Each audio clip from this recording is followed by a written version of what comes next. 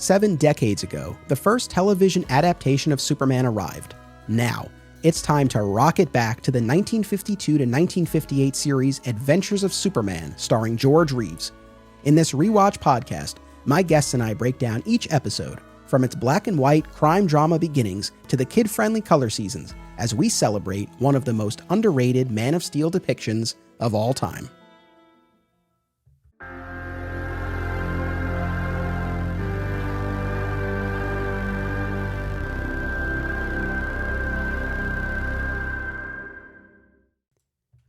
Welcome to another exciting episode in the Adventures of Superman. I'm your host, Anthony Desiato. Joining me to discuss Season 1, Episode 21, The Human Bomb, is the host of Always Hold On to Smallville, return guest, Zach Moore. Welcome back. Anthony, is this some sort of publicity stunt? Because if it is, I'm going to leave. You going to go fishing and catch a big one? It's caught a big one. This was a fun, wild episode. Lots to talk about. Real quick, I think I have a sense because we were chatting off mic, but you were here for our first episode. And in that episode, you were like, I'm going to try to keep up and rewatch along with you guys. Have you rewatched any, or is this the first one since we did Superman on Earth? Now, to be fair, I have gotten to the second disc of the season 1 set. I was really feeling it because we had recorded obviously before the show came out. So I was like, yeah, I'm going to get a head start on this. Then I'll have watched them and then I can listen back. And no, I'm not caught up. I am pretty caught up on the podcast though, because I think like we all have these podcasts where we listen to something where they're talking about something that you haven't seen or haven't seen recently, isn't fresh on your mind. And for now, that's what this podcast is for me. So no, I am not up to speed, but I did watch this episode, Anthony. So. Well, I'm glad for that. No, I appreciate it.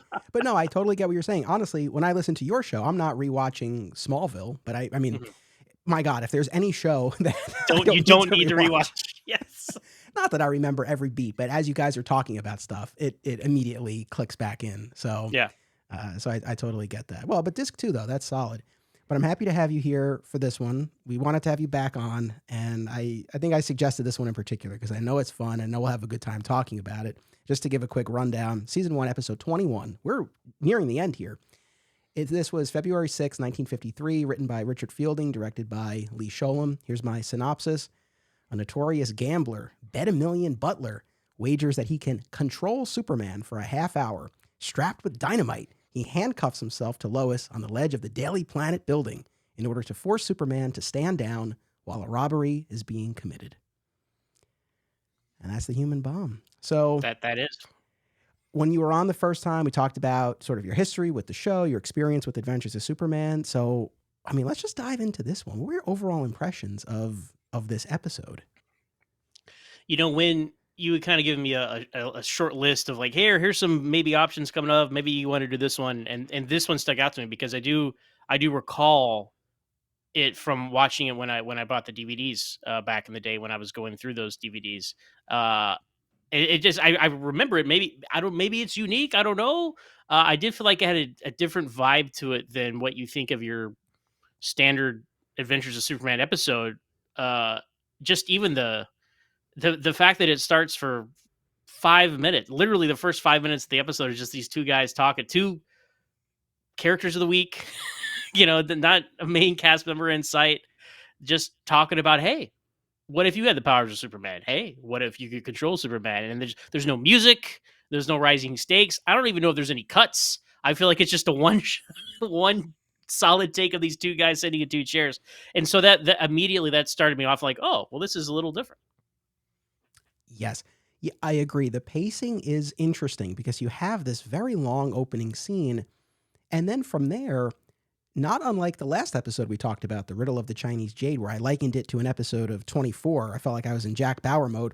This episode, even more so, felt like that, where you really had this real-time aspect, and they really kept up the tension throughout. But yes, we definitely have, and just like the last episode, kind of a slower opening.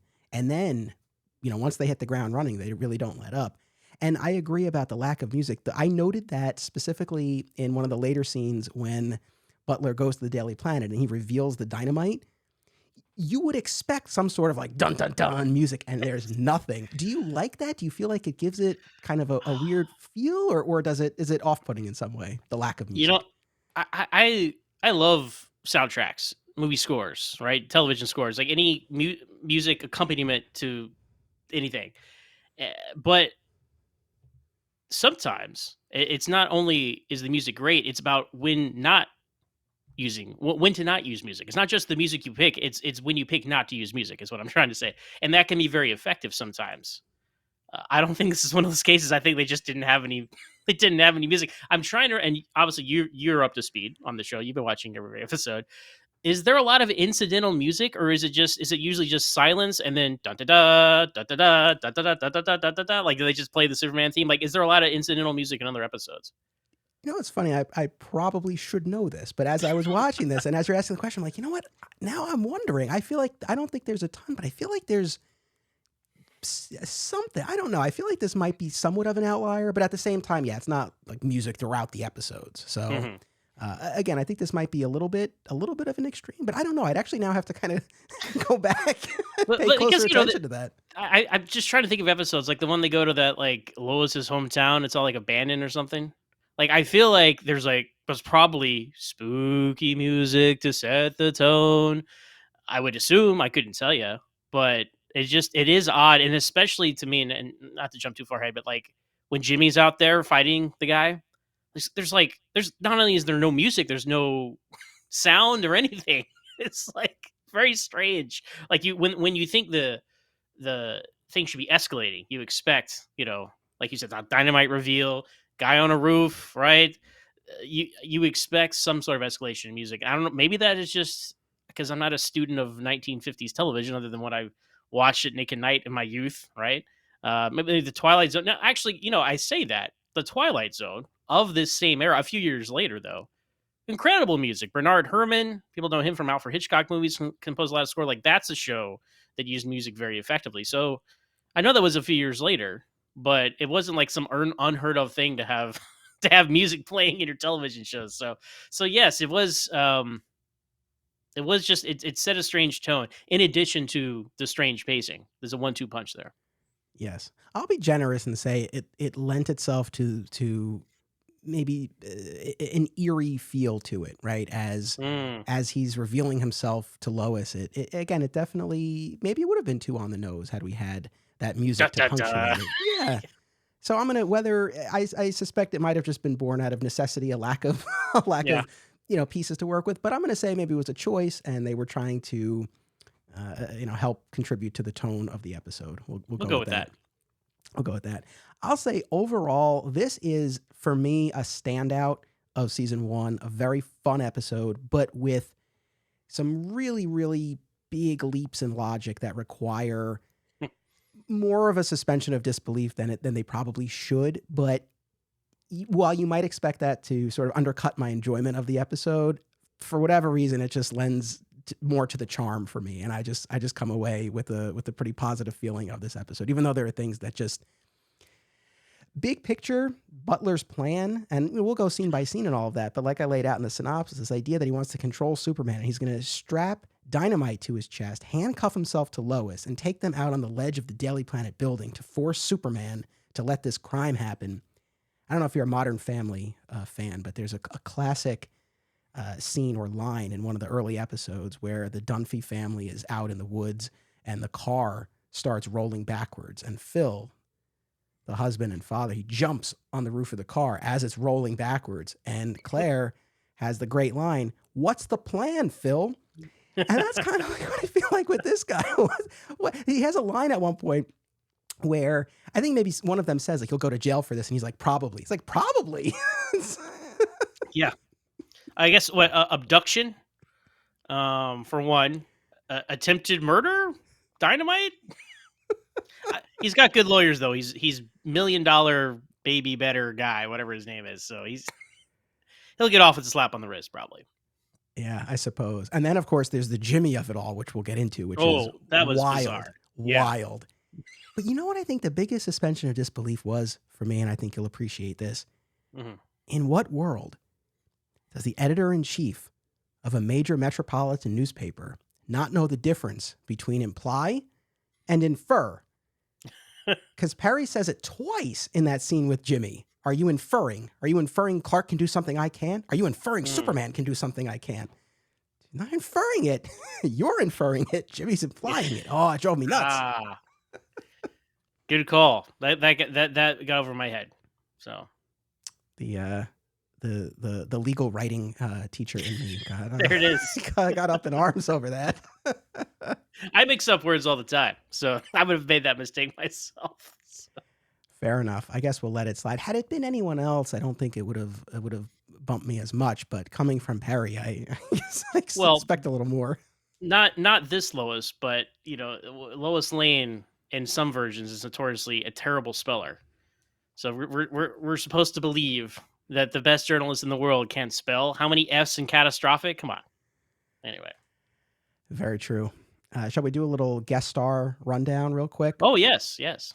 So these were not the most prominent guest stars, but I want to start here because I was fascinated by this, and it actually ties back to our discussion of Superman on Earth. So in Superman on Earth, right, our pilot, we have the young receptionist right out front. And I don't remember offhand if she was specifically named as Miss Bacharach, but later on in Night of Terror in particular, we have an older woman playing the receptionist, and she is specifically named as Miss Bacharach. The one that Clark's like, where is Lois?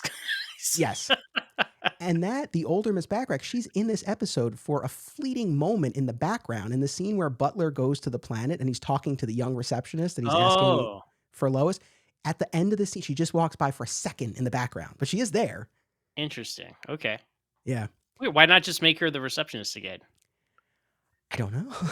I don't know. But here's another fun bit of trivia here. So Aline, if I'm saying that right, Aline Town is the young receptionist in this episode. And she's not the same young receptionist from the pilot, but she was in Superman on Earth as Laura. What? Oh, yeah. Man, look at that. And she'll be back very early on in season 2 as Peg Grayson in one of the early episodes. It's the episode where there's this guy who's being honored as like Man of the Year, but then his past comes back to haunt him, and she plays the wife. Okay. So 3 different episodes, 3 different roles. But yeah, so she was Laura in Superman on Earth, and she's back here just for a moment as the receptionist, and then we have the older version of Miss Bacharach walking in the background for a second. Fascinated by this. What a convergence of the multiverse there. So. Listen, you talk multiverse, that's inviting a whole other discussion. That's for another podcast. Yes. You know what? I gotta say, Anthony, I haven't seen George Reeves since I was in the movie theater a couple weeks ago seeing The Flash. That's the last time I saw George Reeves Superman before I sat down to watch this episode. We haven't addressed that yet on this podcast, just in terms of recording schedule. I would be curious, audience, for those of you who saw The Flash, just curious what your reactions were to what Zach is referring to here. And maybe we'll circle back to that in another discussion at some point. But for now, we have our Miss Bacharach variants, maybe, or our Laura variants. Let's stay on that one. Yes. Yeah. Fun little bit of trivia, though, because I don't think I said this on an episode. And I think it's okay for me to say on the episode, because the gentleman who shared this information, he'll actually be a guest on an upcoming episode. His name is Lou. But he posted this on Facebook in a comment, so I think it's fair game. So Elmira Sessions, she's the older Miss Bacharach. She's the one who was pretty prominent in Night of Terror, the one who Clark is like, where's the slip of paper with the hotel name? Apparently, according to Lou, who's like really researched the show and George Reeves, apparently George was not too keen on her, and after that, I guess that episode, he was like, "Don't bring her back." Wow, that's funny. And maybe that came through the performance. That's amazing. That's the thing, because that stood out so much, just how irate he gets, and then kind of knowing that does color it a little differently, and it's like, oh, I see. It's a little real life. Getting that out of your system, there, George. So, yeah. So anyway, interesting bit of business with the receptionist. As far as our more prominent guest stars, we have Trevor Bardette as Betamillion Butler. Big character actor. He's played the heavy in a lot of stuff. He has a lengthy IMDb profile, and he'll actually be back as Julius Caesar in one of the color episodes later on. Julius Caesar. Yeah, the color years were different. Yeah, I guess so. You think Smallville transformed in seasons 8, 9, and 10? Got nothing on this. We have Marshall Reed as Inspector Hill. We got to talk a little bit more about him. I have questions or comments about this man. Yes. Lou Krugman as Conway. He's the guy who's talking to Butler at the Metropolis Club at the beginning. Dennis Moore as Officer Riley. Oh, and the actor who played Conway, he'll be back in Ghost Wolf in a couple of weeks, which we'll be hitting. But yeah, what do you want to say about or ask or talk about with respect to Inspector Hill? Well, why is he not Inspector Henderson? First of all, that's my first comment. And second of all, is this guy's only episode? This character?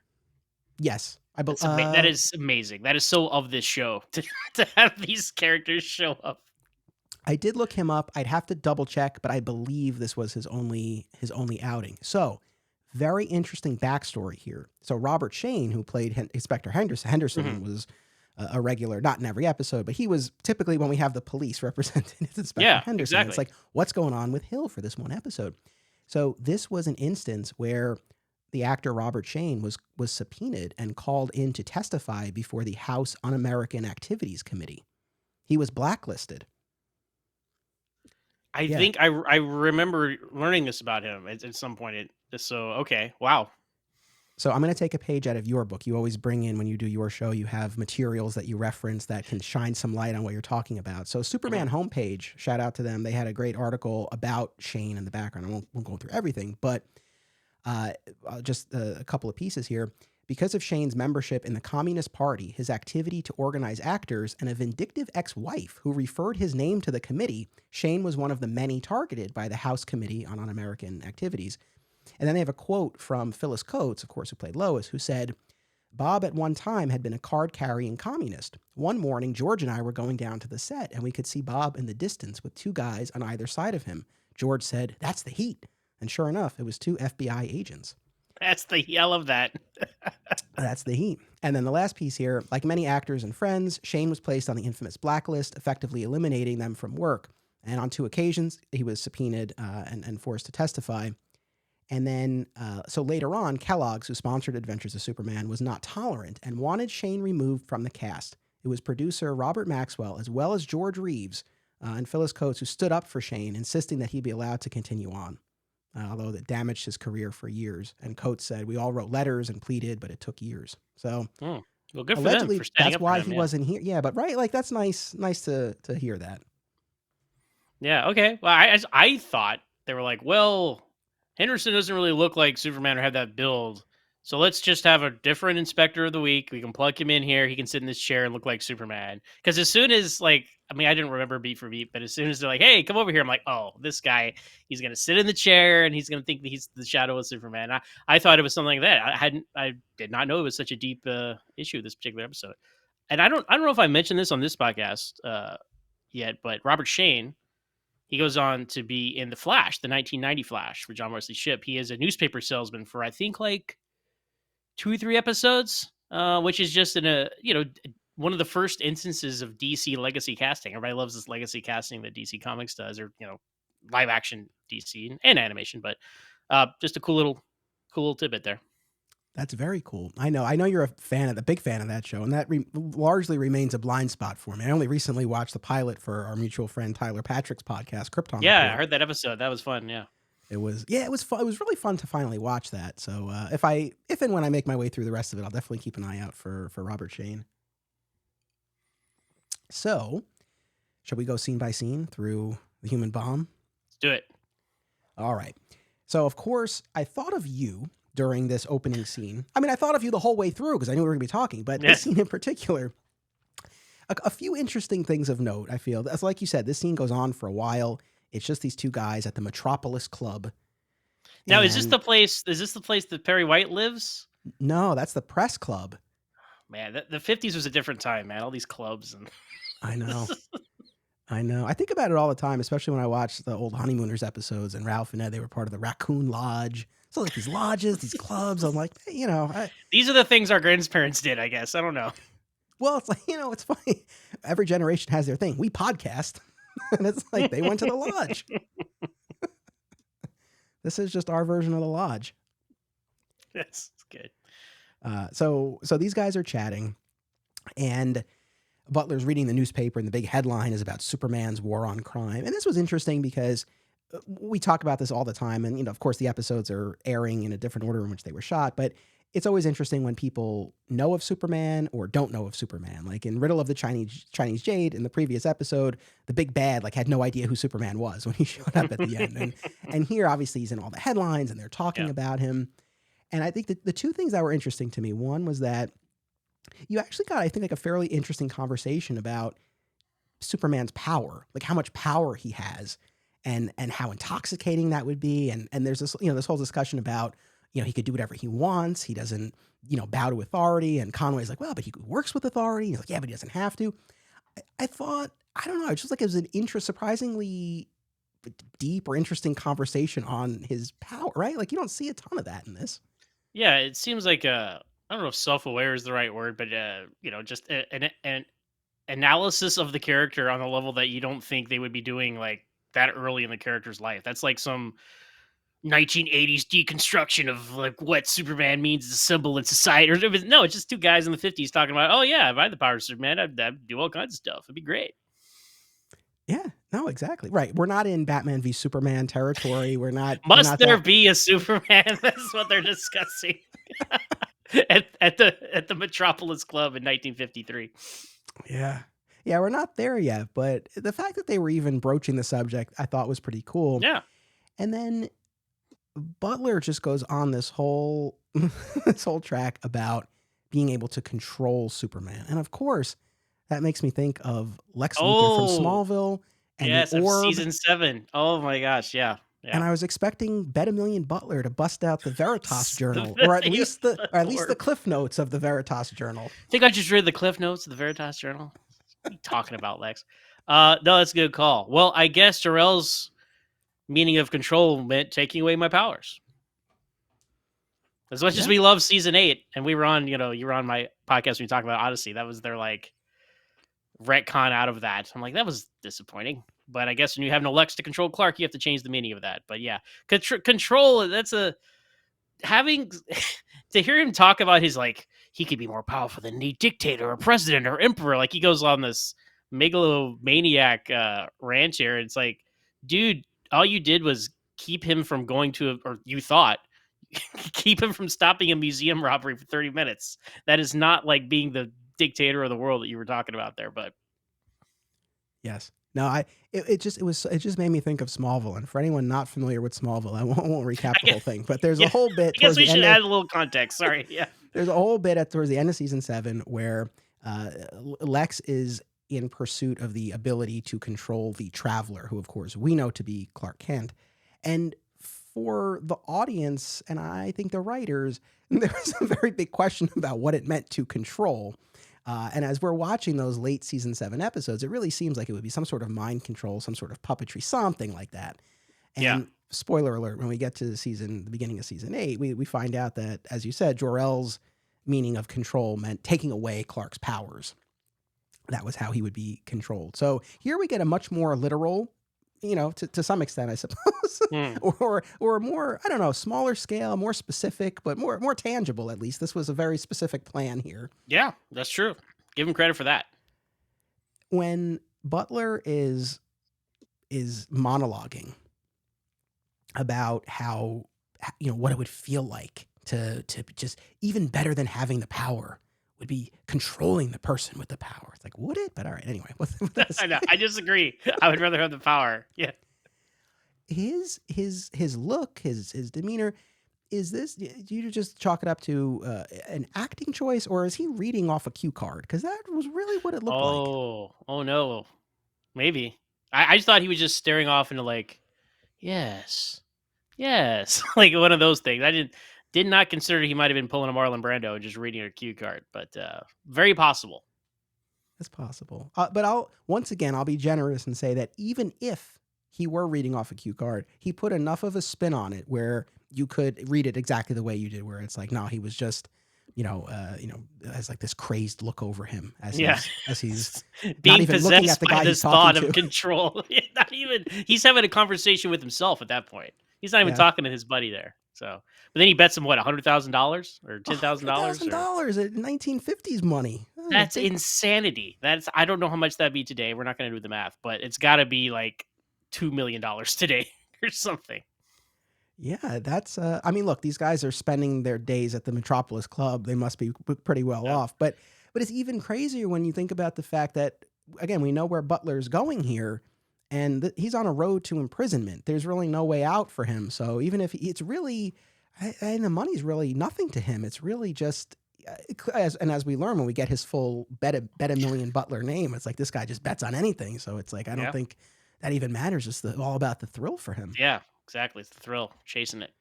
Amazing. So then we move to the Daily Planet, and from this point on, we're just really in it here. And this is where our 24 real Dude, time clock. dude, dude, dude. Did you watch 24? Episodes, random episodes. My mom watched 24. I don't know if she's a big Kiefer Sutherland fan or what, but I know she watched it a lot. But it was just 24 people of our age. It was like in the zeitgeist. It was like must see TV. It was like the Game of Thrones of its day. I don't know, but that's something that everybody kind of, even if you didn't watch it, you had a knowledge of it, and people would talk about it, and it was in the pop culture. So that was such a huge thing. And I speaking of Smallville, because we're just gonna bring up Smallville as much as we can. The season 4 finale commencement where they had that like the ticking clock. I was like, someone's been watching 24. Oh, there's a meteor shower coming. Why is there a countdown and a clock and a sound effect at every commercial break? That was definitely inspired by 24. I think anyway. Yeah. Oh man, 24 was huge. I mean, and I know we're the same age. So it's like in high school, like that was just the thing. And I remember, I remember being so flip about it that first season because I wasn't watching it live. And I remember it was, what were they, 8 episodes where you're just sleeping? And then I finally watched it that summer, I think on DVD. And you talk about a binge, man. I blew through those discs. Those are old days. I had nothing else to do. Yeah. Like, No, and like not to get too far off topic, but I think I had similar feelings about Heroes at the time. I didn't watch the first season, and it was like this phenomenon, and like whatever. What are you guys talking about? We'd be hang out at friends' houses, then some friends would go watch it on the TV. I'm like, what are you doing? Whatever, right? And then I got the DVDs before season 2. I was like, this show was amazing, and then I religiously watched it all the way to the end. So the all the 2000s way. TV, man. Well, okay, I did actually. Okay, yes. I actually did watch all the way to the end of season 4 of Heroes. Always on to Heroes. Is it coming soon? We'll see, listeners. I always joke about that as the next podcast for years on Always on Smallville. When Heroes Reborn came out, I was like, oh, they're bringing it back. They're gonna give it the conclusion it deserved. And I only got like a third of the way through it. I had to stop. Even I, who had stayed through all the bitter end of the show, couldn't get through Heroes Reborn. But anyway, obviously the 2000s in television had a huge effect on us, Anthony. Clearly, I think. Look, I know. I've gotten the sense we have a lot of the people who are listening to this grew up watching Adventures of Superman, whether it was in first run or in subsequent years as it continued to play in syndication. And so, even if they don't have the attachment to these shows that we're talking about, they know this feeling and this phenomenon. So I think we're all on the same page on that front. So now we're in the Daily Planet. We have the scene that we talked about before. Will the real Miss Backrack please stand up? So we got There it a is. couple of receptionists. And we have, Butler, he goes in, he talks to Lois, he reveals the dynamite. Like we said, there's no music. Well, he says the name is Bomb. B-O-M-B. She's like, okay, what's your first name? Human. The Human Bomb. Hence the title. I guess he was trying to protect his identity, staying anonymous. Like, what do you hear the title, The Human Bomb, and you're like, wow, Superman's going to fight some firestorm like villain or something, right? But no, it's just some guy with some dynamite strapped to him with this name that he gave to Lois Lane. Not a criticism of the episode. I'm just saying you see that on a list. You're like, oh, he's gonna fight like a fire guy. That'll be cool. It's not that. It's not that at all. It's not that. Although, later in the episode, and we'll get there, we get a rare, exceedingly rare save from Superman where we have actually a mid-air catch as Jimmy is falling from the building. So they look, and it's rough and everything, but it's like they went somewhere that they don't typically go. It wasn't in the form of the adversary, but Yeah, at least there was something. I have a theory about that, where that came from, but we'll get to it. I want to save it for when that happens. All right, So. right on. So, well, let me ask you when, I know it is funny the way it plays out with, Bomb, and she's like, B-A-U-M. He's like, no, B-O-M. And when and at that point, Lois is still kind of like pushing him out the door. Yeah. And I guess, well, I mean, what's your take on this? Because on the one hand, they probably get their fair share of crackpots at the paper, but at the same time, Might you want to follow up? Like, might you have a follow up question if someone comes in kind of with that sort of approach, or do you think her get out of here made sense? I think that tracks her. She's like, she has no time for that today. Like she's doing real business over here, and some lunatic with a silly name. Like, okay, sir, why don't you just? Now's not a good time. Like I thought that was. It's because it's not like he's like, hey, I got a big story for you. It's like I need to talk to you. My name is the human bomb. She's like, all right, no, thank you. So that tracked for me. All right, I'll go with that too. But yeah, he reveals the dynamite. He handcuffs himself to her. This is one of the interesting pieces where she dials out to the main area, and episode after episode, we have Lois and other characters putting Clark down. Yet, Mm. yet he Get is quick, always Clark. Yeah. he is always the first person all of these people ask for. So you you can't have it both ways. Is he this cowardly loser who isn't worth your time, or is he the person you want in a crisis? He's always the first one they ask for. It's true. No, I know you comment on that very often on your podcast, and that's the first thing I thought of too. Like, get Clark, like guys with a bomb, get Clark, get the police, get somebody else. But I don't know. I don't even know if they knew they were self aware when they were doing that. You'd think they had so many scripts and they're all so similar. You think at some point someone would have recognized that. Maybe they did. And we're like, yeah, don't worry about it. Yeah, maybe. Yeah, I don't think they thought that people would be dissecting these episodes 60 years later. Yeah. 70 years later. 70. Oh, you're right. It is 70. Oh my goodness. Insane. So Clark's not there. So just send someone in. The best they can do is Jim Olsen. Poor Hey, Jim. what's going on here? I have to say, one of the things I love about this episode is just his inspection of the stick of dynamite. Oh yeah. I don't know what's your read on that scene. Did you? Because I'm watching this and it's just like how. I mean, I wouldn't know if I if I were holding a stick and it just said dynamite. I Yeah. don't know. I mean, I don't know if it's like a soft like tube with some sort of, you know, I don't even know. Like if someone handed me something that looked like dynamite and it felt like dynamite, I'd be like, okay, it's probably dynamite. I don't know. But no, I'm not after careful inspection, I saw that name and I looked up in the phone booth and that's where it all plays out, I guess, with him. But, Jim, he's young, he thinks he knows everything. He's got a lot to learn about life. So. I know I say this a lot too. In my head, he's older than I think he's meant to be on the show. I always look at Are him you as, implying they cast a 20-something-year-old to play a teenager, Anthony? What kind of Superman show would do such a thing? I know, unheard of. Yeah, I mean this is the blueprint. It's not Smallville. It's this. Invention of Superman is the blueprint. Yeah, I guess you've mentioned all the times where he's like, well, my parents are out of town, so Mr. Kent has to stay over, that kind of thing. So it's like, how old is this dude? I got to stay home alone when I was a teenager, I think. But it was a different time back then. So I don't know. I guess how old is he supposed to be? 16? He's got a job, an intern. I know. It's like I feel it was the 50s. It was a different time. You're supposed to be married by you were 22, so it was a different gauge of ages back then, I guess.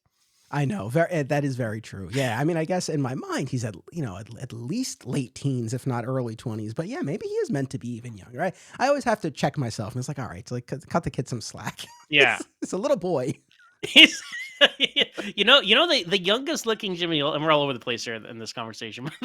The youngest looking Jimmy Olsen, and they could do this because of animation, is Superman the Animated Series. Like he's just drawn so small, and like what is he, like 12 or 13? I don't know, but that to me, when I think of like who's the youngest looking Jimmy, just in context with the rest of the Daily Planet staff, that's the one I go to, and I still don't know how old he's supposed to be either. So. Yeah, it is always somewhat of a moving target, I suppose. But yeah, he inspects the dynamite. It looks real enough to him. Mm-hmm. And he runs to get Perry. And in the meantime, Butler and Lois make their way out onto the ledge. Yes. I mean, really upping the stakes here, right? Because he's like, it's going to get crowded in here. So they need to go out onto the ledge. Here's the thing with Butler and the whole thing of going back to that Modern Family line of like, what's the plan? Part of me wants to be critical and say, I would have liked this more if he had some sort of exit strategy, because then it's like, okay, he's going to collect on his bet. He's going to dine on the fact that he controlled Superman, and there's a little bit more of a plan here. But They're the not going to thing that know his real name exactly, because he's the human bomb. human bomb. But instead, like, we don't have that. But I'm once again, I'm going to say I think that's just kind of an interesting choice here, where this is a guy who this is really all he cares about, and I think it really just is about the thrill of winning the bet, of controlling this powerful being, and nothing else really matters. The money, what's going to happen to him next. So I'll go along with it. Yeah, I see no problem. I enjoyed it as well. Like I wasn't sitting there being like, "Well, this doesn't make any sense. This is dumb." I was like, "All right, let's see how this plays out." That was exciting, and I give him credit for the creative shot they had, like the over the head shot they had of the ledge. Obviously, it's a rear projection thing. They hadn't quite figured out like you need film of higher film stock when you're going to superimpose stuff, because it's like, oh, I can see the grain from like whatever the pre-optical printer technology they were using in the 50s, because you see like that's clearly like stock footage of a street from somewhere else. Right. But the fact that you're looking down and they're on a physical ledge and there's like cars and street below them, I thought that was a pretty good setup there. Yeah, it worked. This is coming later, but I just want to say it now, because this exchange is actually what cemented this episode in my memory. And fellow guest Rich Roney and I, we have been joking about this exchange for years now, since we watched the episode. But a little bit later, Butler offers Lois a cigarette on out on the Yes. ledge, and Yes. the fact that he offers it to her, but more so her response of no, thank you. It's for whatever reason, it just made such an impression on me. I mean, I've never smoked a day in my life, but I don't know, if I were in that situation, I might just light up and Yeah. just go for it. But the fact that she doesn't discard her manners, even even in that moment where she could be like "f off," she's just Yeah. like, "No, thank you." I No, thank you. always love Thank you that. kindly. To me, I was like, oh, this is so 50s of them. They're out on a ledge with dynamite strapped to one of them. The dude's gonna smoke. I was so like proud of the show for Lois being like, I'd rather you not smoke considering you're strapped to dynamite. He's like, oh, and he just gets rid of the cigarette. Like I thought that was a cute self aware moment, because I was like, I thought they wouldn't address it. I thought the guy would just be puffing away when he's strapped with dynamite, because that's how people were back then, just smoking all the time. So good on you, Adventures of Superman. Yeah. No, it is. I know. It's very true. Oh man, that was so funny. I love that exchange. That comes a little bit later, but after they go out on the ledge, we have that scene with Perry and Jimmy that we joked about before, the difference between implying and inferring. Mm. But they make this plan. They're going to try to find Clark, because Clark has had success in tracking down Superman in the past. So that's kind of, what Him and their his little, best friend Superman. yeah. Well, and then Clark, he's on the street with the people, right? And this, to me, this is very Superman the movie, because it's like Clark on the street at a level. He looks up, an article of clothing from Lois falls on the street. He takes notice of it, looks up, sees the crisis. I'm like, this is man. Adventures of Superman is the blueprint. It really is, because you could just talk about no music. You could superimpose the John Williams music from the helicopter rescue sequence, like da da da da, and then the shoe falls down and he looks up. Anyway, that's immediately where my thought went. No, absolutely. It's funny. I wasn't thinking that explicitly when I was watching it, but now that you say it, yeah, exactly. What I liked about that too is, and we talked about this actually with the riddle of the Chinese jade too. In that case, it was Superman, not Clark specifically, but just this idea of one of them on the streets of Metropolis, surrounded by people, and Mm. just getting more of a feel of the city of Metropolis. Like I like that. I like that they're, everybody's on the street, they're looking up, and Clark's down there among the people, and yeah, her heels are coming down and Yeah. breaking apart, and and that gets him off and running. I thought that was cool. I believe, and this is my other point I want to bring up later when we see a shot, but I feel like the shot of the people looking up is from the opening credits, of like, look up in the sky, or I don't know what part, or if they have a longer clip and they just slice a bit out of it, but like they use that stock footage for this, I think, and I feel like they use that more than once over the course of the show. Yes, I can't swear to that 100%, but yes, I'm almost certain. And then also a little bit later, when Clark leaves the office and he goes into the storage closet, that scene of him ducking out and he's got the hat on. I'm almost certain that's the shot that we see. That's There's like so many the others. shot they Yeah. always use, right? Yeah. Yeah. So yeah, no, it was cool. It was cool to see that. So again, now Clark isn't on the action. He joins the others, and this is where we get this exchange between him and Butler, where he says something like, Superman's not a faucet I can turn on and I off. I love that. That is the assertive Clark that you guys talk about so much. And he's like, "You think Superman's a faucet? I can turn on and off." Like, he's just like this Clark. I really love this Clark. I really do. I do too. And that brings us to where you started us when I introduced you, where Clark realizes I have to leave here, right? I can't do what I need to do if I'm Clark. And Yeah. I just love the performance here that George Reeves gave where he has this moment, the camera's just on him, and he realizes like, I gotta get out of here. And you see it dawn on him, like, oh, I'm gonna do this. And he goes on this whole bit. What was your take on that? I loved it. I think that the whole Clark disappears all the time gets old. That can only go so far, especially in a show like Smallville, for example, where he's always doing it all the time to feel there's no secret identity. There's no one else to go like pretend to be. That's just like, no, you're just gone. And that to me, that gets old after a while. Now you could say like, oh, well, his like I need to return some videotapes sort of excuses get old too.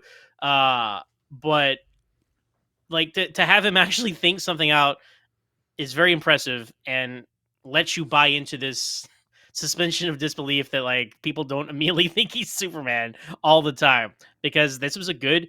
It totally tracks. Like I'm like this Clark Kent would say that and be like, I want no part of this. I'm out of here. I'm gonna come back when this is a respectable paper or whatever, and he leaves. And it's a great cover. He didn't just, hey, that's weird. Clark was here, and then Superman showed up, and Clark's back at the end. Oh well, on to the next adventure. Like, and that's so prevalent. But this was a great one. This is one of the great Clark Kent excuses, I think, to go turn to Superman.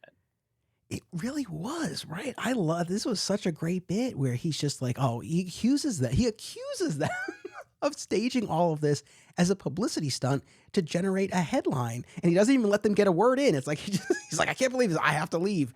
It was so clever. And I Yeah. agree with you. It's like, those other, either just flat out disappearing or pretending to be nervous or pretending to have an appointment. You can only do that so many times, but this was I don't know, he just invented this whole motivation. It was amazing. It was such a great touch to this Yeah. episode, and I give them credit because it would have been so easy to do anything else, right? Or Yeah. he could have just said like, I'm going to go try to look for that's the, that's the funny thing. That's the one time that actually would have worked. It's like, that's what they want him to do. They want him to go find Superman. It's like, no, I want no part of this. Like, this is the excuse you use 80% of the time, and you just left it there. So good. This is why secret identities are fun, everybody. I love secret identities, and we need to get back to that in our superhero multimedia. Yeah, there's a place for them, no doubt. I agree completely. But yeah, he's out. He ducks into the closet, changes into Superman. It's actually at this point where we get that whole cigarette exchange. But then Superman shows up and confronts Butler, and we have this whole back and forth, and it leads to him testing a stick of dynamite.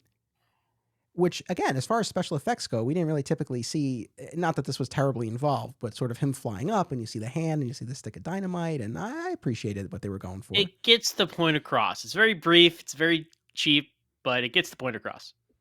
Yes. This is an important moment because Jim will totally forget this later on when he becomes when he becomes convinced that it's all a ruse and the dynamite is not real. The fact that Superman flew it up into the sky and we saw it explode, he'll forget that piece of it.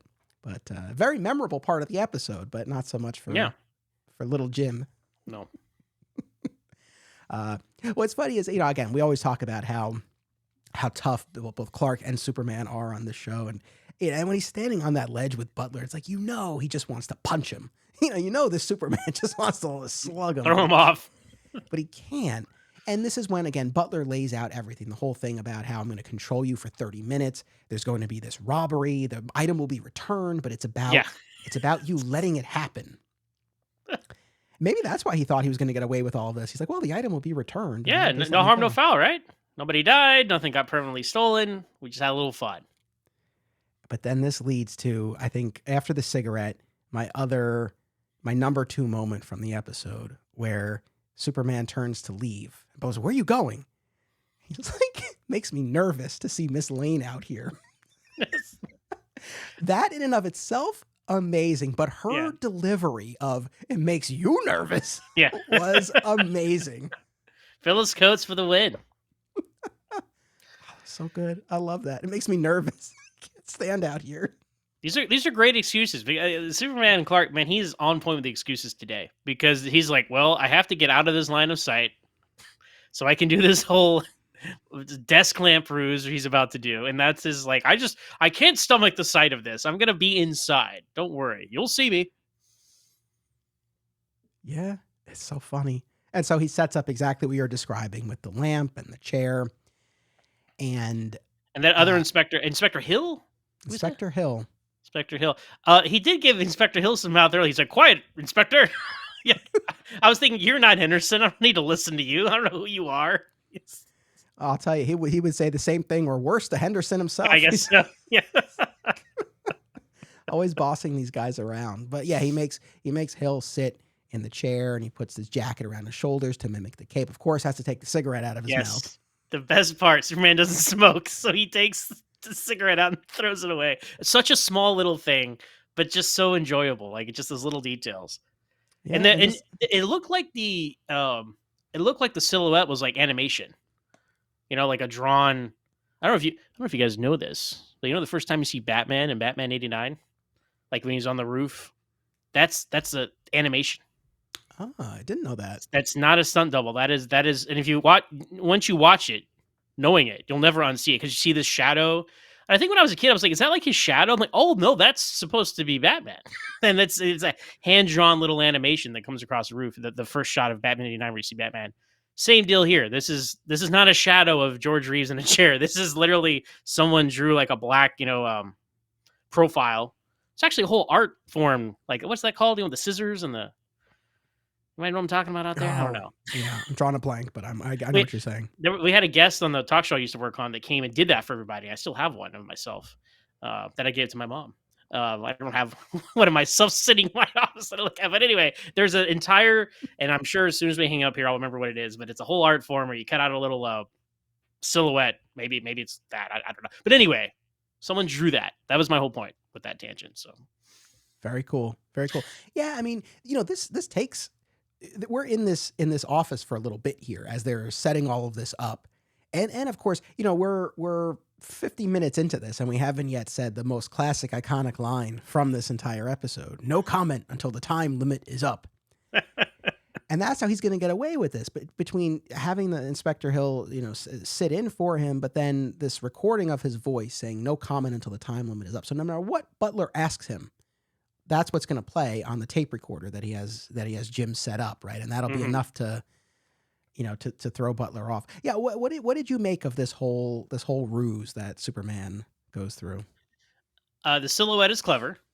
The body double of the other inspector is clever because they're similar build, using the coat to look like a cape. The tape recorder thing, it's like the chief has a tape recorder, right? Bring it in here, right? Instead of like recording what he was going to say into the tape recorder and then playing it back, he goes out and yells it through the window, and I guess Jimmy recorded him from there, and that's they play back. Like I would have done that a little differently.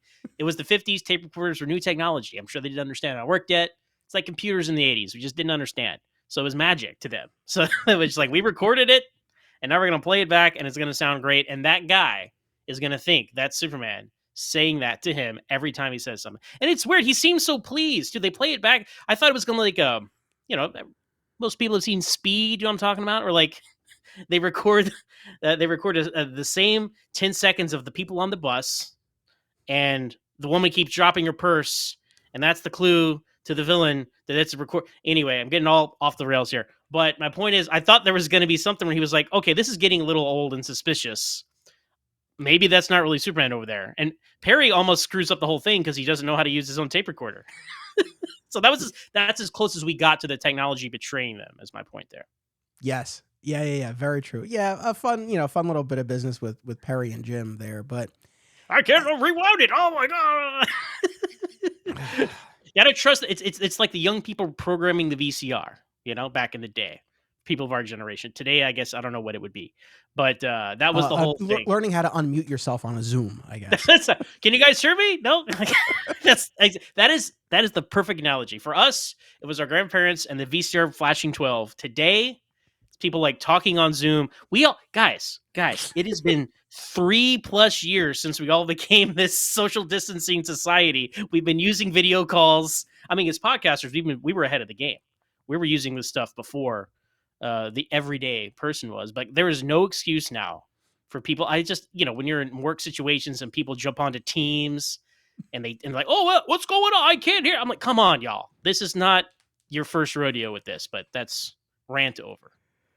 No, that's why I know. I'm with you. Same energy as Perry White not working that tape recorder. That's I mentioned before with the suspensions of disbelief that are required here. And look, I'll just roll with it. But all Butler really had to say was, "Fine, you don't have to stand out here, but I have to see you." Right? Yeah. Like he's so very, for this guy in this position, he's pretty accommodating, right? He doesn't push this. It's enough that he Very just low sees the demands. reflection. Yeah. Yeah, but it's fine. I want you to come out here and hold your hand up. I'm going to see 3 fingers on your hand. Like, you could have had all these demands, but he just was pretty cool the whole time. He's like, hey, only a few more minutes, Superman. What do you think about that? No comment until the time limit is over. And he's perfectly fine. He never becomes frustrated with that answer, which is, like, I guess, endearing. The guy is just so chill about the whole thing.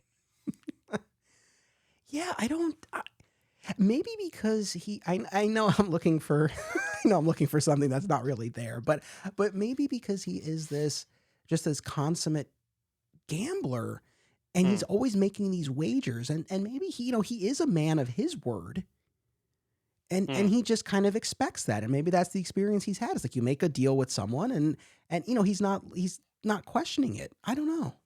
He does seem pretty shocked and upset at the end when he's like, Superman double-crossed me. Truth, justice, American way, my ass. Come on, man.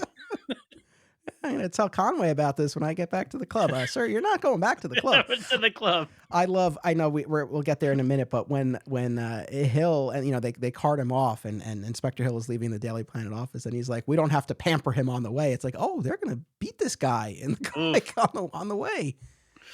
Not the first instance of that on this show. We had an episode early on where Henderson and Clark very clearly off screen have roughed up one of the guys, and we're just along for the ride. Yeah. Anyway, this is 50s. The 50s, man. Yeah. So let's see where. Well, they had the hiccup. They had that hiccup with the tape recorder. Perry almost messes it up, but Jimmy figures it out. You're like, oh, okay. Now I would have honestly. I would have preferred that lead into like him figuring out Superman wasn't there and things play out that way. Jimmy just going rogue out there with a golf club, calling his girlfriend, right? Hey, I just want to. Well, you know what I'm trying to say. I like you. Get the 50s, I guess. I guess that's how people talked on the phone. But that was like Jimmy thought he might go die. I guess. Yeah, we got to talk about Jimmy here. This was insane to me, right? So he has this. We see him have this realization. And he goes over to the phone book. Yes, the phone book, yeah. Right. And then he goes into Perry's office, and like you said, he calls his girl. He's like saying his final farewells, this kid. And then he grabs first he tries the vase, right? He pulls the flowers out of it, and he thinks about that. He's like, nah. Then he goes and gets one of Perry's golf clubs. And then he goes out the window onto the ledge from Perry's office. And what we quickly see unfold, because he comes upon them on the ledge, with that club, and he's really pushing Butler of like, I know that's phony, like push the button. And so he has gotten it in his head that the dynamite is fake, because I guess when he looked at it, he saw the name of a company or a store that he looked up in the phone book, and it wasn't there. It wasn't listed. So that can only mean, the only conclusion that you could draw is that it's not real dynamite. And that's what sets him off, which is not even the biggest problem with all this. But let me toss it to you. Well, again, as we've established, he's a kid. He doesn't know how the world works quite yet. So I just think it's funny that he thought, oh, this is a fake company, so it must be fake like you think this guy made fake dynamite with a fake company name on it. Shouldn't it just be like a red or cardboard colored looking tube? Like, to think that someone would go to the trouble of faking dynamite with a fake company name on it is amusing. And I love when they explain to him later, it's like, he could have gotten it from a store in another city, or it could just not be listed. Yeah, It's like, he's like, oh man. But the bigger thing to me, and then I'm gonna spin this into something positive. So Okay. don't worry. And again, Zach and I, we both watch the Smallville rewatch podcast, Talkville, the second best Smallville rewatch podcast, Yes, obviously. the second ultimate Smallville rewatch podcast. Yes. But Rosenbaum, who played Lex on the show and is one of the co-hosts, is often accused of, pardon my language, shitting on the show. It's become a running thing with them because he shares his opinion, and it's not always positive as he's talking about these Smallville episodes. So, I guess to an extent, on both of our shows, we do the same sort of thing. But it's just Yes. we're giving our honest assessment, positive and negative, and having fun with it. And the thing about this with Jim that's just so insane to me is that even if he was right, and clearly there are some leaps in logic that prove, could have been his undoing. But even if he were right, there's really nothing to indicate that this warrants his intervention. It's like there are only a few minutes left. Yeah. Superman's going to be coming back. Like, he knows Superman. He knows the plan, right? Like, he knows Superman left and is coming back. That's so true. Like, that's the thing. That's the thing with the Jim of it all in this, is that there was not. I would have a critique a little bit here. Like, I would have appreciated if there was something that Butler said or did that made it seem like, oh, he's not going to keep his word. Anything. Yeah. But there isn't, and so it's just like Jim is like needlessly escalating this. And he's swinging this golf club. It's like they're on a ledge and they're handcuffed. It's like. And there's like 4 inches, of this ledge. Now, the thing on this show, from my memory, is Jimmy and Lois get into trouble a lot of times just because just a lack of communication between characters. Like, Superman has a plan or Clark has a plan. They don't know what it is. They're like, well, we're the only ones who can stop him. Jimmy, let's get him, or something like that. And that's how they fall into even more danger than they would have been otherwise. But this is everybody was in the office. Everybody knows the plan. The guy seems pretty calm, cool, and collected out there. Just a few minutes left, Superman. There'll be no comment to the time has expired. So there was no escalation that would spur Jimmy on. Only his apparent realization that this company didn't exist. That he was like, well, I'm going to go. I guess he just really wanted to prove this guy was a phony. Yeah, I think there was that. And then this is the positive that I'll spend. I really think he just cares for Lois so much. And he says that a little bit in the episode too. Yeah, and he insists on her going in first, right? And she's like, I can't squeeze past them. Like they work it out somehow. Yeah. And then there's this tussle between the two of them, and I love, at this point, I guess Lois is back inside, and I think it's Officer Riley. I don't think it's Inspector Hill. I think it's Officer Riley. Yeah, the cop. Yeah, the uniformed cop who draws his gun and is gonna fight. It's like, and she stops him from firing. Yeah. It's like, what do you think that's gonna do? Unless this guy's an amazing shot, but even if he were, it's like these two guys are awfully close. I think earlier in the episode, that guy was itching to shoot.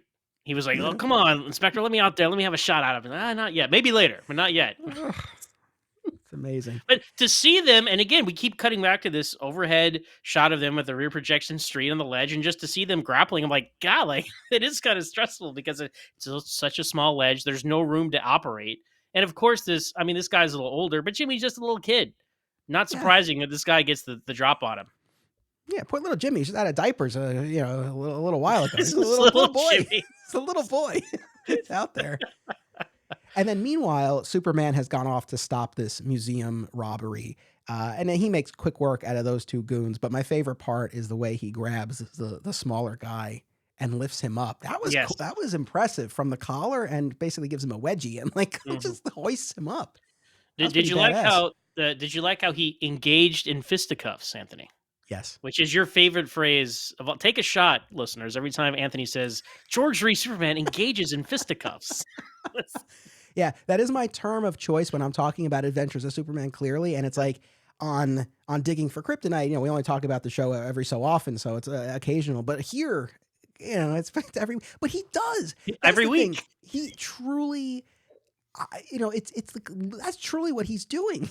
He's punching these people. It's amazing. But then he gets back and just in time for this save as Jim has fallen off the ledge, when we get a mid-air catch Mm. by Superman of Jim. So yeah, what was your? I know you wanted to talk about this effect. I feel like this is from Superman on Earth. I feel like they just put a different background on it, and it's just the Daily Planet instead of the sky because he catches the guy falling from the blimp. It's the first episode that we were on talking about. That's why it was on my mind. And I feel like knowing how this show uses stock footage, not just the changing of Superman, but also crowd shots, city shots, other flying shots.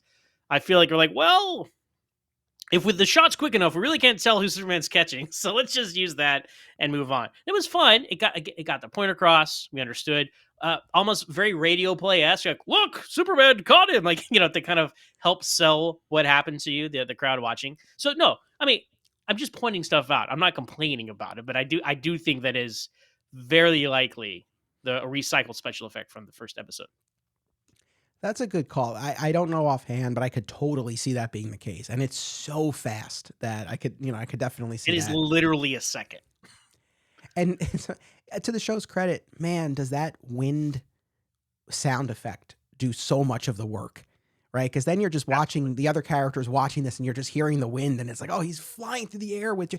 Like that's the magic trick of this is that those sound effects just like let your imagination run wild. Like you think you're seeing it. I feel like kids back in the day, like Superman flying, and you don't realize like how little of that you get, but it's enough, and the rest of it fills it in the gaps.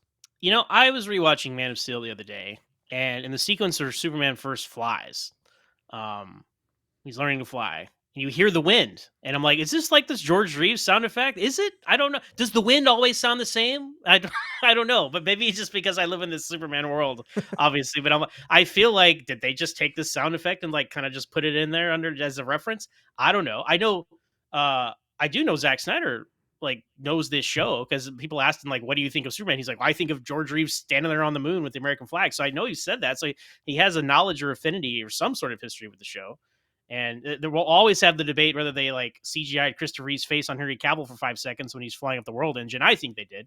So this is another little thing of Man of Steel. I'm like, is this Adventure of Superman? Did they go into the sound archives? Or Anthony, perhaps they went on YouTube and downloaded the video like they did on the Flash. Anyway, let's move on from a reference to the Flash movie. Insane. But no, and again, not to continue on our tangent, but I remember when that first photo of Henry Cavill as Superman was released of him like standing in front of that bank vault, and he was like hunched like he was like in fighting position.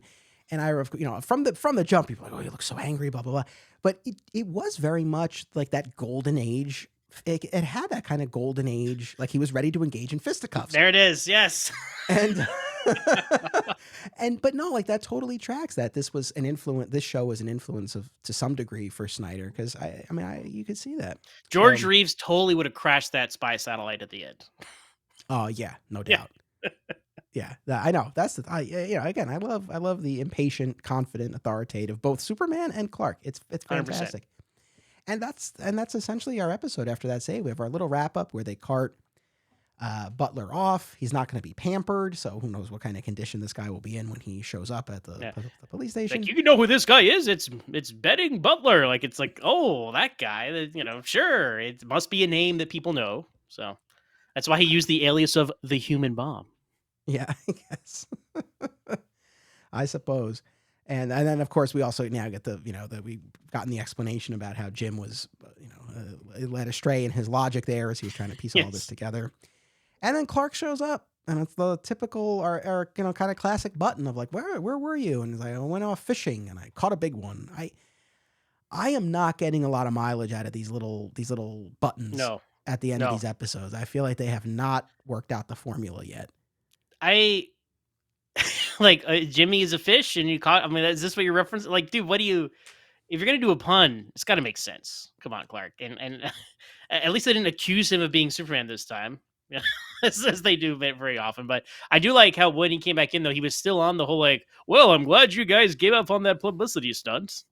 He's just sticking to his story and I love it. But yeah, we're still workshopping that perfect way to end these episodes with the wink to the camera. I think they finally settle on that at some point. almost every episode anyway. I feel like maybe they could have just ended with some version of, "Oh, I'm glad you guys gave that up and we can get back to business." And they all just look at him. And that's it. The fishing thing just felt like, where is this Yeah, coming from? so straight. And like usually, like, oh, I caught a big one. You think they're talking about like a story or something? People use that terminology. Oh, I reeled in a big one, but no, you're just like you caught Jimmy Olsen. Okay, he caught a. It was much more impressive when he caught that. He caught Jimmy in a bank vault once, right? Like in a Yeah. what do you call that? A safe. What do you call that? Listen, safe. Jimmy was in the safe. You know, again, that was probably a half-second shot we saw, but I don't know. That was a little more, maybe a little more impressive. That But yeah, was a there you great go. one. It's I it's think it's charming. It's charming. was that Case of the Talkative Dummy? I think that was. That was one of the very early ones. Yes, Yeah, yeah. that's right. Yeah, because it was a big reveal, and you didn't know who put him in the safe and stuff. Oh, because did he X-ray vision, and he saw Jimmy in the safe. Yeah, and he's in the car with Lois and he's like, He's like, "Jim's in pull that over, safe." And Jim's in she's like, that "What?" safe. How do you know that? It's I like your theory of like he's. I think you've said this a few times. Like he's just like, yeah, I'm Superman, y'all. Just call me out on it. Apparently, you're not going to, so I'm gonna have fun with y'all. Yeah, I really feel like it's that, or they just all kind of have this unspoken understanding. I don't know. Before we give our final rating, so let that marinate. How many fedoras Mm, out of 5 you'll give this? I want to answer a couple of YouTube comments that we've gotten recently, mm, and I don't want to paint an overly negative picture. We get a lot of lovely feedback from people, but these two point to the same question that I'd like to answer. One person wrote on a recent episode, "I can't believe this is an hour and a half podcast about a half-hour TV episode, yet there are 0 clips or even audio clips." And another person said, "This podcast is long overdue for this brilliant show, but couldn't you at least show a photo or clip or two?" So I appreciate the engagement, regardless of sort of the tone of it. You know, it's okay. Um, but what I will say, in case anyone is wondering, and I understand if there is sort of an appetite to see or hear moments from the episode as we're talking about them, a couple of things. It's not like it never crossed my mind, but since I've gotten a couple of questions, let me just address it quickly on the show here. So, number one, I don't obviously own the rights to any of these things, and as much as we are probably quick to say, "Oh, fair use, fair use," now putting my lawyer hat on, that is a defense, and I would rather not have to be in that position where something gets flagged or YouTube flags something.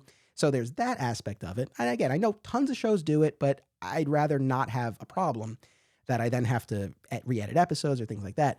Oh, The other that's what I'm doing right now. But purely, and not. I'm sorry, not to cut no, you off, no. but like I've been through that myself because I've since I've moved my hosting website for my podcast late in the show, and I decided, I'm monetized now and that kind of thing. And I thought, you know what? There is fair use. There's all that stuff. And I used to use, the Save Me by Remy Zero. And I used to use sound clips from the episodes. And now moving forward, and I'm still updating my back catalog, I decided to take out all copyright material just because I don't want to get a cease and desist. I might never happen, but I just don't want to. And there's potential for that when you have, ad breaks and things like that. So I just, and maybe this might not even be fair use, but the compromise I've come to was using the promos for the episodes because Yeah. that is marketing material. So that I feel like I'm safe there. Because whenever you notice, whenever you see like movie, like we're talking about movies like on the news, they show like the trailer for the movie because it's marketing material. I'm like, okay, that's safe. So anyway, yeah, I totally understand that, and I 100% feel the same way. Thank you. So that's a huge piece of it. The other is that I don't own these episodes digitally or in any kind of editable format. Mm, And even if I did, to be honest, I don't really have the time to be like cutting together clips to then insert into these episodes. So one of the ways that we're able to keep this train moving and get these episodes out in multiple podcasts is not engaging in that sort of post production or pre production if I'm cutting them together ahead of time and then playing them yeah. live, whatever the case may Because you be. gotta So just you gotta pick out which clip, and you gotta find like you gotta rip your DVD. Like there's several steps, and I know you hear someone say that, and you're like, well, I mean, it's like a 30-second clip. How long did it take? Well, like, you think about the process. Again, I used to do this. So I can speak to this. It's like, guys, like you gotta rip your DVD. You gotta find your clip. You gotta like edit it into your conversation somewhere. Like and that doesn't sound like a lot of work, but to your point, we're cranking out lots of podcasts every month. You know, we got to keep this thing going. And so any time, any way you can kind of shave down things and make things more efficient, especially, and that's what I've learned, especially if it's not make or break. Like you gotta take the most efficient course of action. Thank you. So yeah, so that's kind of where I land on that, but that's why we talk with specificity about the episode. So hopefully we're painting a picture, and then I feel, I mean, I don't say this to be flip, but it's like, you know, for those who are like really craving that, I mean, pull up the episode on another screen or something like that. If you know you really kind of want to see, watch along as we're, I mean, however you do it. But in any event, Well, they that's said it why we don't do themselves. that. An hour and a half talk about 30-minute show. Well, that's the detail you go into can walk you through it start to finish. So When I first, I connect with those comments a lot. So I 100% concur with you in your decision making, Anthony. So as I was first reading that first comment, I thought it was going to be a complaint about the length of our episodes, but it wasn't. So that's fine. So it's like I I guess can't believe these guys talk for an hour and a half about this. the show's 25 minutes. They talk about over an hour. How about much this. could you possibly say? If you cut out the engaging in fisticuffs, we'd be down at least 5 minutes every episode. I don't care what TV shows they watched in 2005. No, but I do want to say that really I've heard from a bunch of folks, both publicly and privately, who have been very appreciative of the show that we're doing, and just kind of this, and actually Lou in particular, who's going to be on here for Crime Wave not too long from now. You know, he kind of talked about how what we're doing, and we have a mix of guests, right? We do have some people who are older and have watched it as kids, and then people kind of in our group who are newer to it. But it's like, I do hope that we are kind of, to whatever extent, like kind of bridging a gap, maybe making people think about the show again in some way. And so I'm happy to do that. And I appreciate all the kind words. All right, enough of that. Fedora rating. So out of 5 fedoras, how many would you give the human bomb? And, you know, feel free to explain your thought process. I mean, clearly using Talkville rules, nothing will ever be as high as Superman on Earth, I guess. And then You're trying to tell me Superman on Earth? You're trying to tell me Rosetta is as good as the pilot? Yes. Yes, I am. This is getting inside baseball. It's one thing when we refer to Smallville. Now we're referring to a Smallville podcast. I feel like, what are you guys talking about? The guys on Talkville have a very specific way of rating their episodes. And for Tom Welling, it's always, the test is always, and I'll pose this to you, Zach. If someone had never seen Adventures of Superman, would you give them that? Would this be a good representation? I think it would. The entire main cast is there. It revolves around the Daily Planet, which is a key, it's the key location for this show and these characters. Everybody has something to do, even Perry, but Perry doesn't have much to do, but he's at least engaged in what's going on. He's there. They use his tape recorder, you know? So yeah, I think this is very representative. Although, you know, like we commented on like the pacing and things like that. But I think for the flavor of the show is totally here. And yeah, this is a great representation. And I would feel good about showing someone this is if they had never seen the show before. Right on. So how many fedoras will you give Yeah, it? fedora. I think I must have given Superman on Earth 4 fedoras. And I can't give anything higher than the pilot. No, I'm going to give this 4 fedoras as well. I think it's extremely enjoyable. It loses 1 fedora for just the completely over the top reaction by Jimmy in the last like 5 minutes of the episode. Like, I got to take matters into my own hands. And as we discussed, there was no escalation where he, like, logically, I feel like should have felt the need to do that. They could have got there different ways, but just watching this just reminds me how much I love George Reeves as Superman and Clark. And it's just a very enjoyable episode. And Lois had some good stuff too. Got to slap him at the end. Like, I've got a bum for you. Slapped him in the face. So great stuff here. 4 out of 5 fedoras from me. I'm going to go 4 as well. I was torn between 3.5 and 4. And I guess with 3 kind of being our heater. No, I don't say that. But yeah, I was torn between 3.5 and 4. But yeah, I'm going to go 4 for all the reasons you said. And this was just so fun. And there are things that to me are so funny. And I know in virtually every instance they weren't intended to be. But I still, they just make me happy and laugh. Yes. And all that. So yeah, this was just a fun one, just a memorable one, and just some great bits. And I guess it loses the one for me just from these leaps, these big stretches, Jim in particular, and just a couple of other pieces that it's like, okay, this is a little bit of a stretch, but overall a ton of fun. Charming. Yeah, it's the word I always use for this show. How's the human bomb? That was a fun one and fun to discuss as always. So we've referenced your podcast a bunch of times, but Yeah. always hold on to Smallville. Where would you like to direct folks? Yeah, the best place to find us is always Smallville with one S on Twitter, or always Hold On to Smallville on Facebook. And we are going through the Young Superman show that ran from 2001 to 2011 on the WB and the CW. And we are, as of this recording, in between season 8 and 9. And if you want to hear us continue on through season 9, listeners, you want to go to patreon.com/always Smallville with one S. And right now we're coming back for season 9 and 10, no matter what. But it's crazy to think I've been doing this 2016 to 2023, which is 7 years, and I've gotten through 8 seasons. It's a lot. No, I mean, I think you're keeping up a good pace. I mean, it's a lot. It's a lot to get through, and you gotta make sure you take those breaks and you stay fresh. You have to. And I've done other things in the meantime. I've always on a Superman and Lois show doing with my wife. It's great to do that. A very different vibe for that show, but that's the whole point of it. We have a lot of fun doing that. Superman specials, do all kinds of stuff in between. So I take breaks, then I also do other things in between on the always on the Smallville. So there is, you go back and you listen to these early episodes I do, and it's like, well, I had this thing wrapped up around 2020 or so. Like I'm starting 2016. I'm like, well, yeah, I mean, I can get 2 or 3 done in a year. But no, you can't do that. You can't just plow through. That would, especially when there's 217, 218 episodes of a show. So anyway, if you were looking for more Superman content and you're like, hey, I know Smallville. I watched TV shows in the early 2000s, like these guys talked about for like 20 minutes on this podcast. You're looking for some people to talk about Smallville. Check us out over there. Anthony has been a guest many times, and we'll be back in the future as well. Yeah, I encourage everyone to check out that and all of your shows. And thank you very much for taking the time to do this. This was a lot of fun. It was great to have you for the beginning of the season, and now we're pretty close to the end. So thanks for coming back.